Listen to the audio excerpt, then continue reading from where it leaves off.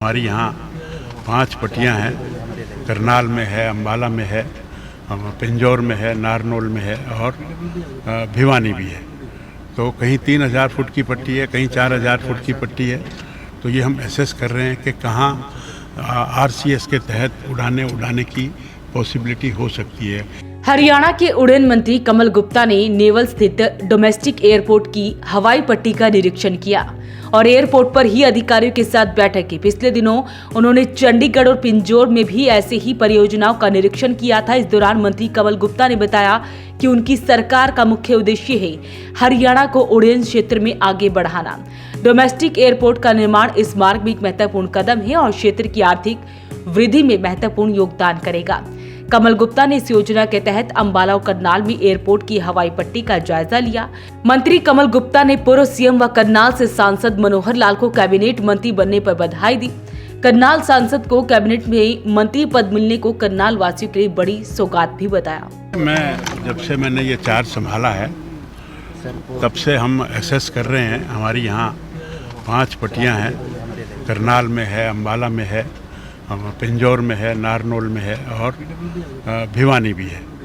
तो कहीं 3000 फुट की पट्टी है, कहीं 4000 फुट की पट्टी है। तो ये हम एसेस कर रहे हैं कि कहाँ आरसीएस के तहत उड़ाने की पॉसिबिलिटी हो सकती है, कहाँ पैसेंजर टर्मिनल बन रहा है, कहाँ क्या है क्या नहीं, किस पट्टी को हम एक्सटेंड कर रहे हैं। तो ये सब इशू इनका सर्वे कर रहे हैं। हम बैठेंगे, विचार करेंगे कि कहाँ क्या पॉसिबल है। हरियाणा की राजनीति को किस तरीके से देखते हैं? हरियाणा की राजनीति तो दिन दूनी रात चौगुनी तरक्की कर रही है और मैं हिसार के लोगों को, करनाल के लोगों को बधाई देता हूं कि करनाल के सांसद को और देश की राजनीति में और बहुत महत्वपूर्ण जो कैबिनेट में स्थान मिला है, जिसका ऊर्जा मंत्री और शहरी विकास मंत्री, ये बहुत बड़ा काम है। ये यहाँ के सांसद को मिला है। वो हमारे पूर्व मुख्यमंत्री रहे। तो देश की राजनीति में हरियाणा का रोल बहुत रहेगा। हिसार में हार कहाँ हुई, क्या लगता है आपको? आप तो हार जीत तो देखिए एक चुनाव का हिस्सा है, कभी हार कभी जीत। तो चुनाव जो हार हुई है तो वो हम बैठकर एनालाइज करेंगे कि कहाँ हमारी कमी रही। हम लोगों के पास और जाएंगे, लोगों से और मिलेंगे। हो सकता है हिसार में हम अपनी बातों को ठीक तरह से कन्वे ना कर पाए हों, तो हम कन्वे करने का प्रयास। कुमारी सैलजा कल करनाल आई थी, उन्होंने माना है कि कांग्रेस में गुटबाजी है और वहाँ पर हमें परिवार को वो तो मानना ही पड़ेगा। कांग्रेस में ये तो कोई नई बात नहीं है। वो तो परिवार की पार्टी है, गांधी परिवार की पार्टी है। उन्हीं के आप देखेंगे उनके जो अधिवेशन होते हैं तो एक पे राहुल जी की मम्मी बैठती हैं, एक पे राहुल जी की बहन बैठती है, एक पर वो खुद बैठते हैं। वो परिवार की पार्टी है।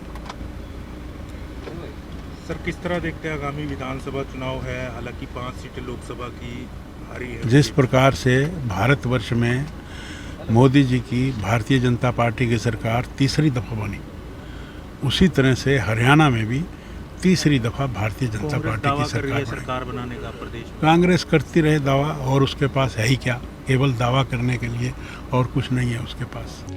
मंत्री कमल गुप्ता ने कहा कि कल पिंजौर में निरीक्षण किया था और आज अम्बाला और करनाल का निरीक्षण हुआ है। अब देखना यह है कि यहां से फ्लाइट उड़ाने की कितनी संभावना है और कितनी जल्दी एयरपोर्ट शुरू हो सकता है।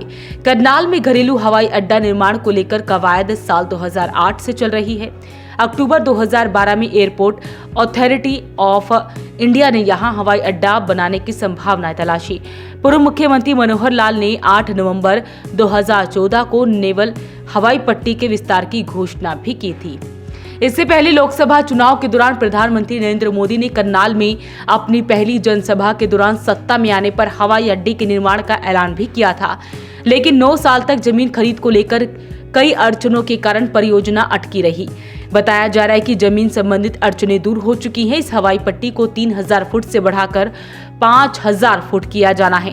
माना तो ये भी जा रहा है कि इसके बाद यहां से बड़े हवाई जहाज भी उतर सकेंगे। एक्सटेंशन के साथ ही छोटे और मध्यम श्रेणी के जहाज यहां उतर सकेंगे। Basic parking zone, night landing, light MRO जैसी सुविधाओं को बढ़ाया जाएगा और रात के समय भी विमानों का आवागमन होगा। तो ये खुशी की बात है हरियाणा के लोगों के लिए, अम्बाला और करनाल के लोगों के लिए। तो अपील रहेगी इस वीडियो को आप शेयर जरूर करें। वॉइस ऑफ पानीपत के लिए ब्यूरो रिपोर्ट।